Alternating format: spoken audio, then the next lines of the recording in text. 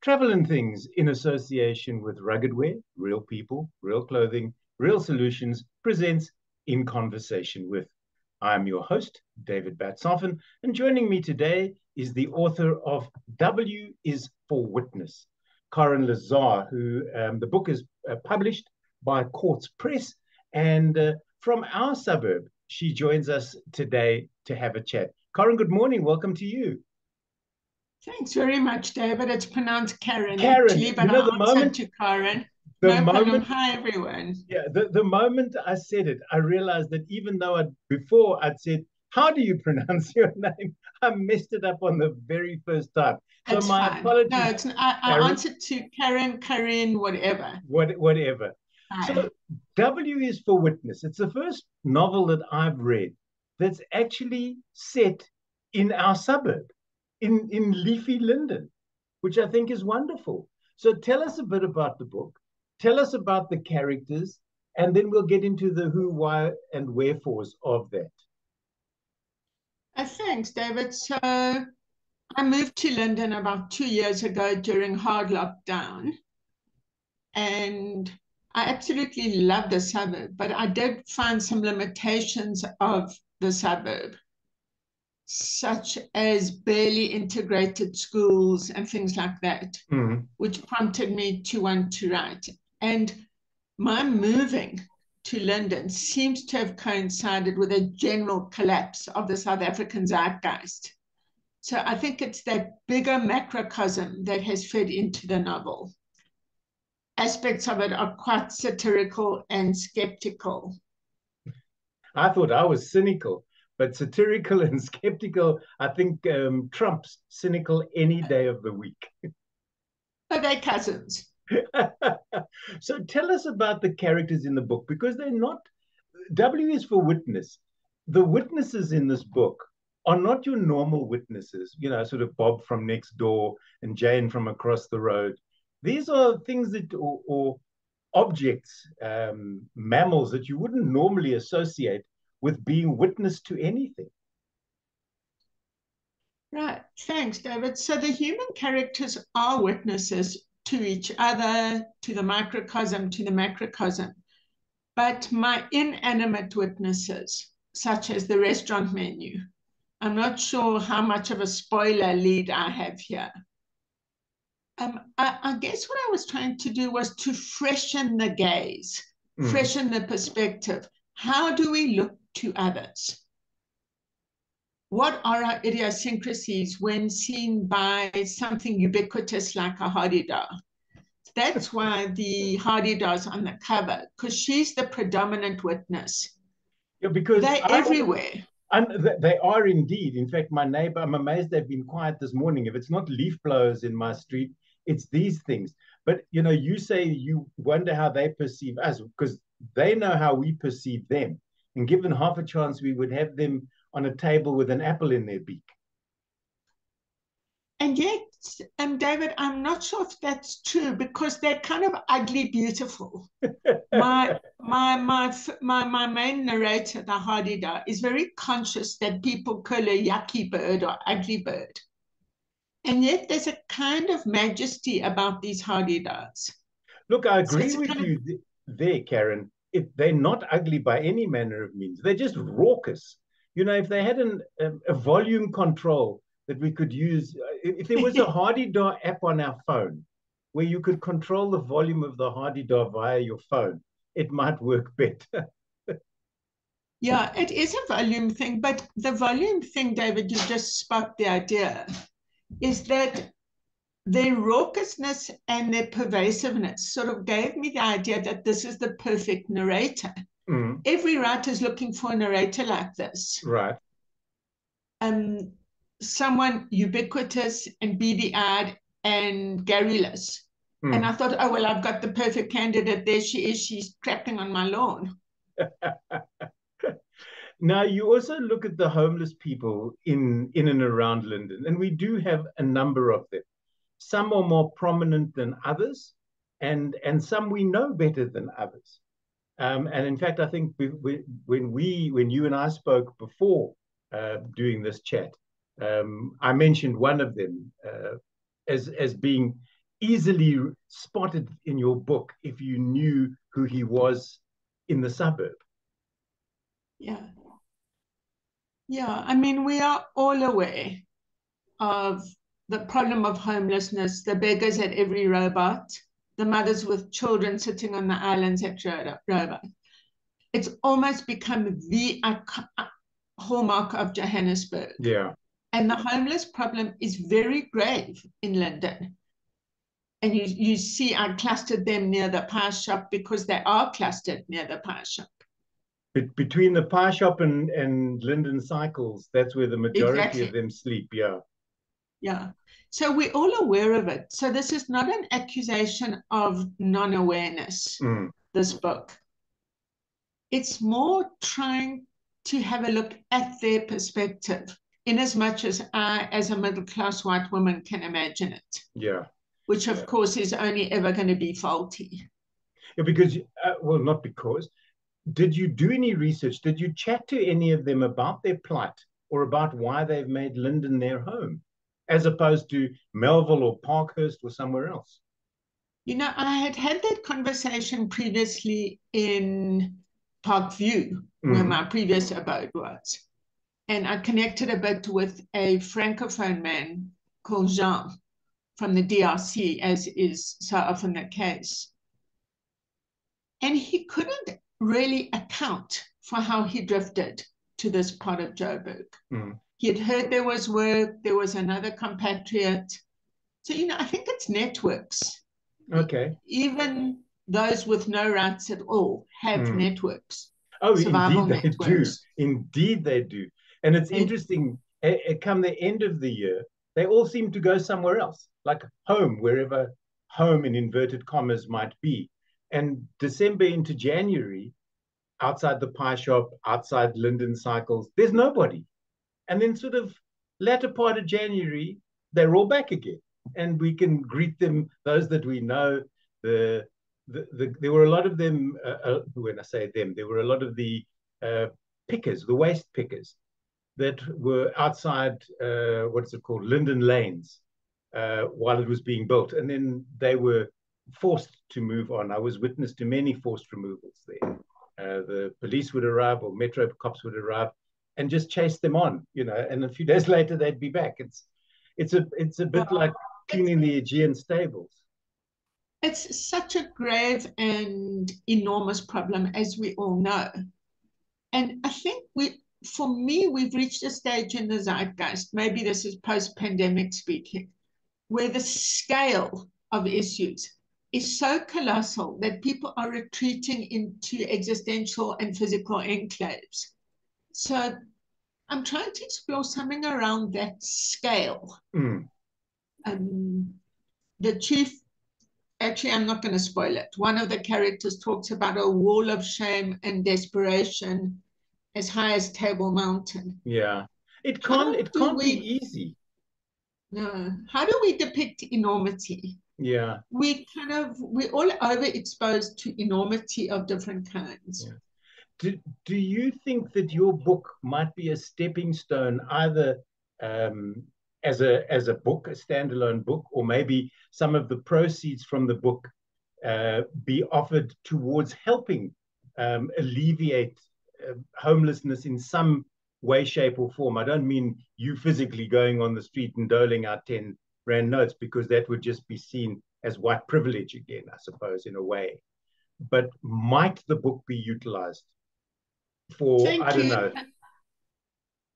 Thanks, David. Yes, I would like to do that. I mean, this book's not going to be a bestseller. I'm not going to get a lot of income from it. And a writer always has printing costs and design costs to set off. But yes, I would like to contribute. And that raises the question of channels. In what direction, to whom do we channel our privilege and our resources? In fact, the very talented lady who designed this book and typeset it in Cape Town, she told me about a group of people who have started a subsistence vegetable patch in parts of Cape Town where homelessness is catastrophic, and have given incentives for some people to come and grow and make stuff grow and then eat what they grow. Do you know that there was such a system set up here in Linden, in 7th Street, in fact? But the person put in charge of it seemed to pocket most of the money, and I may be speaking out of turn here. So let me rather say alleged. It was alleged that they didn't use the money correctly. And now it's become a parking lot, which is really unfortunate because it was just starting to pick up pace. And we know how those gardens work. There've been people who grow vegetables on their pavements and allow people just to wander past and help themselves until the powers that be said you're not allowed to grow vegetables on the pavement because the pavement belongs to the city, it doesn't belong to you, and we'll fine you if you do this. And I mean, it's ridiculous in modern times to do that sort of thing. Yeah, there's always bullshit of some description or another. The thing is, of course, the homelessness and the abyss of poverty is a big part of the book, but the book's also about suburbia. Yeah. Of which I am a very lucky beneficiary. I own my own house. I've had a stroke, but I have incredible resources. Yeah. Now, the publishers of this book, Quartz Press, I've not heard of them. Was this privately published, or is it an imprint of a larger publisher? At the moment, so Quartz Press is run by Marcia Levison. She used to work with Gus Ferguson on Snail Press. Okay.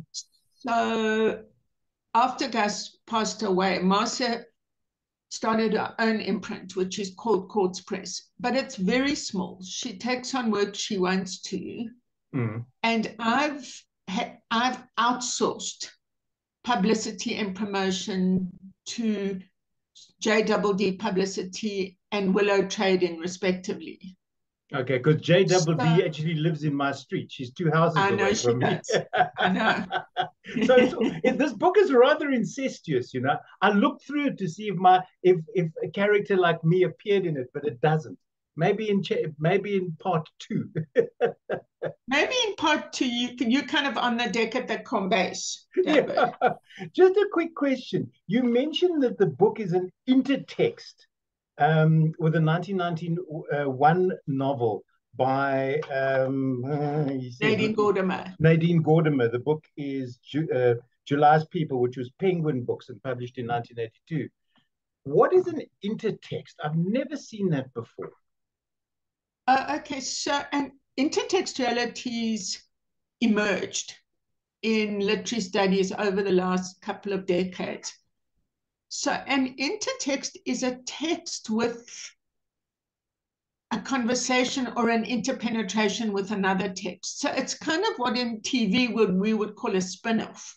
Although that's a very... So the supposition there is that there is always another perspective. There is always another backstory or adjacent story to supplement the dominant discourse in the original. So there have been a lot of intertexts emerging over the last couple of years. And I studied Gordimer. My PhD is on Gordimer. It's a feminist study of Gordimer. And July's People came to me as a book with many possible other stories in it. I thought, let me try and experiment with July's wife as the speaker. And I called her May. Fair enough. So, because I know that you teach at Wits. Part-time, yes. Part-time. So is this book designed for people who are studying literature? Or is it designed for the general public? Because it's written very differently. And it took me a while, and I say this as a compliment, it took me a while to get into your style of writing and how the characters interact with the reader.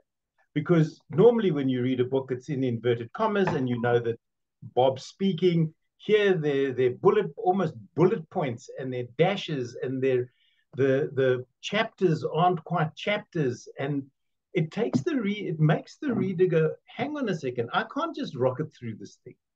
like you can with and I'm using this as an example, a James Patterson, for instance, who's easy to read, and you can scooch through one of those things. No, you can. You can scooch through his books. You can't scooch through yours. Yours needs time, and it needs an immersive reader. It needs a reader who's going to give the book the time it deserves. That's the only reason I bring up Patterson, because I can read Patterson in an afternoon. I can go to the toilet with a full book and come out with him, having read the entire book while I'm on the toilet, which I wasn't able to do with yours. No, thank God. Because I did want to make people think, but I'm not writing as an academic. This is not an academic book.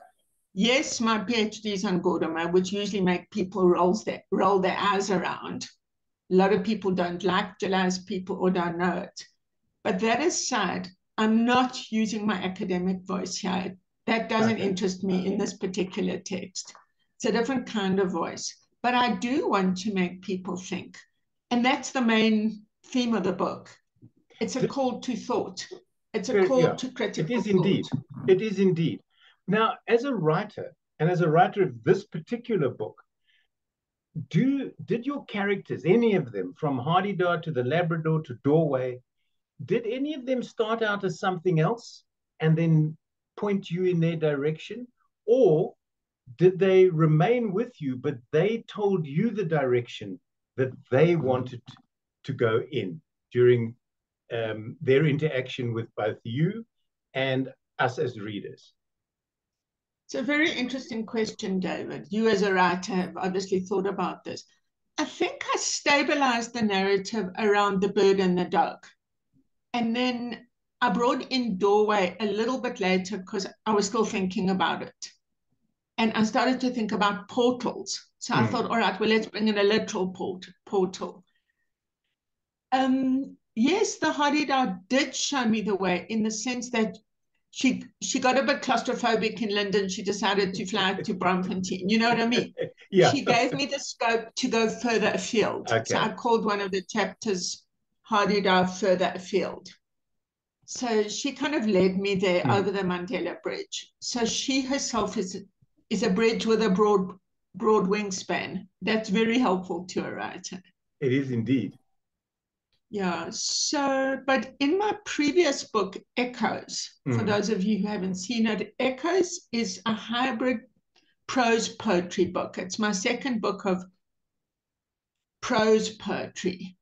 And my first was Hemispheres. The reason I'm mentioning that now is in the more recent, in my second book, Echoes, the innovation there is that I've created echoes. All the paragraphs have an echo, which emerges out of the main sentences as a kind of resonance.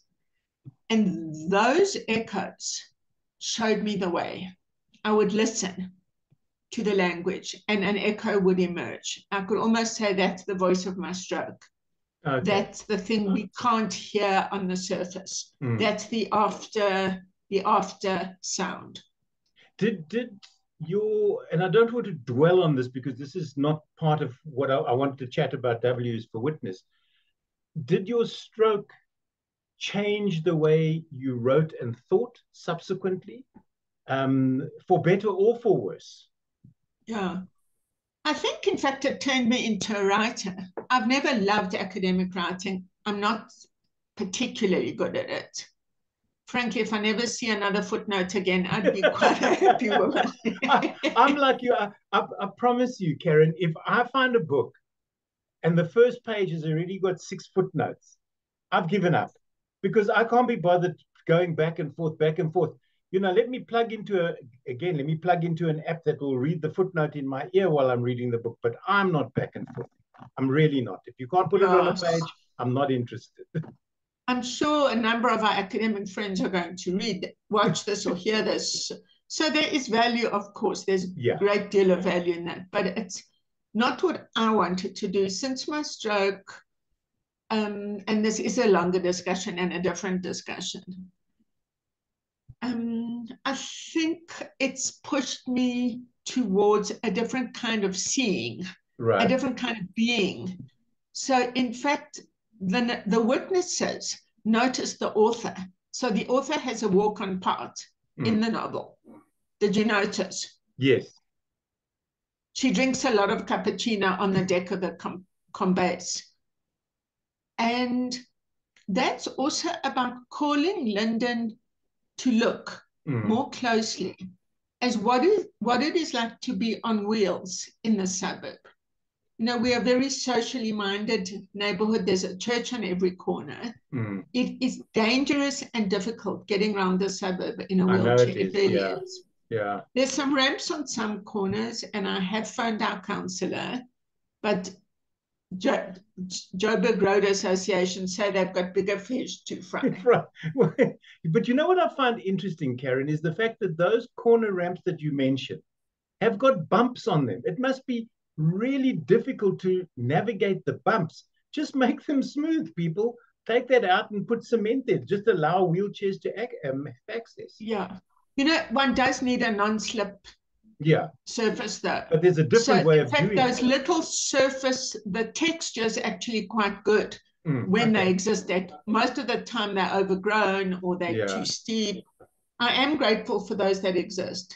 Okay. So what I'm saying is there are many Lindens. There's the Linden for able-bodied people. There's the Linden for differently abled people. Yeah. It's not the same Linden. So I just wanted to look differently, look with a fresh eye at those Lindens, plural. Fair enough.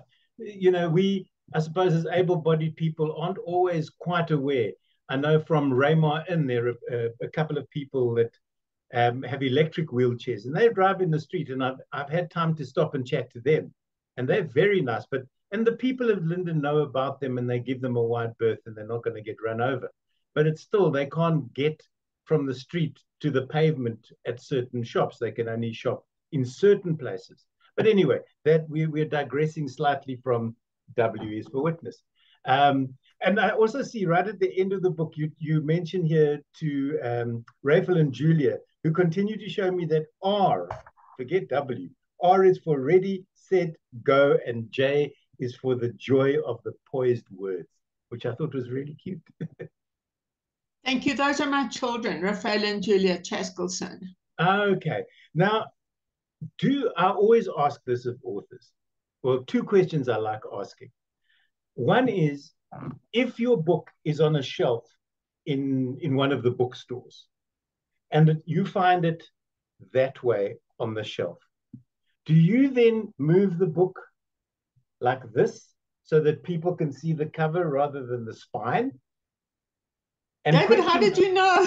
Because years ago I dated an author, and we used to go out on the weekend, she and I, and if we found her book like this, we'd move it. But the other thing is you have your photograph on the back of the book. So do you then, my second question is, do you then stand with the book in your hand and go, wow, it's another book by Karen Lazar. I wonder if this is as good as her first two. And then look around you to see if anybody's noticed. If anyone's, yeah. The question of author photos is quite personal. I actually don't like the sense of exposure. But it started with my first book, Hemispheres. Quartz Press has a custom of putting the photos of the author. So that's when it started. And when my first book had a photo, I thought, well, the other two should probably keep the trend. Yeah. But I don't love it. But you know, I think for any writer or people in other fields as well, there's that tension between promoting oneself and wanting the thing to develop a life of its own. But then if you were in a bookstore and you, without your interference in inverted commas, you saw somebody with the book going towards the checkout counter, would you follow them and say, listen, thank you very much, that's my book, would you like me to sign it, or would you just let them walk out? I don't know. I've never actually had that experience of seeing someone buy it. Okay. You know, I think I'd let them pay first, and then maybe I'd scoot after them, because I'd be in a wheelchair, or, you know, I wouldn't want to intercept their process. Yeah, no, fair enough. Put it in the packet, and then I'd maybe chug after them in my wheelchair. And the other thing I always ask authors, Karen, is how do you know when the book is finished? Does the book tell you, or do you know when you can write the end, last keystroke or last writing, if you write with a pen, and go toss it into the mail and go, right, done, finished. I don't need another thing unless my editor comes back and says, can you make these changes? I think it's variable, but in this case, there was a plot trajectory. Okay. And I thought about the plot, and it finished. And it was time for me to send my character home, because the character going home comes full circle with the initial intertext. So there was a kind of a natural rhythm to it. I knew where I was going. In my previous books, those weren't plot driven, they were perception driven. Okay. All right. And so the book is now available in bookstores, online. Can you get it as an ebook? Yes, it's available as an ebook. I must admit, I haven't had a chance to get it onto Amazon yet, because it's newly hatched, this one. I think the ink was still wet when I got it from Janine. Thanks so much, David. It's available from Willow Trading, who is my distributor. And I have put the ordering link on my Facebook page. Great so stuff. People can go onto Karen Lazar on Facebook. You'll find the link. Karen, not like I made the mistake earlier. Not Karin. It's Karen, E-N, David, you're forgiven. I'm going to have to start calling you Dove. No, that's why I said it's not I-N, it's E-N. It's like Liza Minnelli. I'm Liza with a Z, not Lisa with an S. That's it. So she won't. May I read something quickly just to give you a taste? Just quickly, because we've gone into the last 10 minutes. So give the viewers a... Okay, this is from the start. It's the Hadida. Even as a newly hatched chick, I wasn't pretty or fluffy. My rural mama squinted at me sternly when we met for the first time. I'll jump a bit. I'm even grateful up here, chasing the retreating light at sunset. My height and breadth in the sky and resounding tones afford me the privilege to narrate the story. Yeah, a Hadida is your narrator. Deal with it. Sometimes menu, labby, jacaranda, doorway, and wire will chip in with some insights, but I see everything, having the advantage of vertical and horizontal, of roof and pavement. The clever, ugly bird no one notices. True enough, although we notice them constantly. Every writer's dream.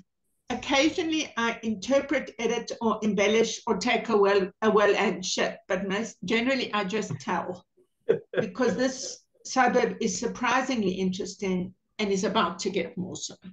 Great stuff. The book is called W for Witness. It's by Karen Lazar.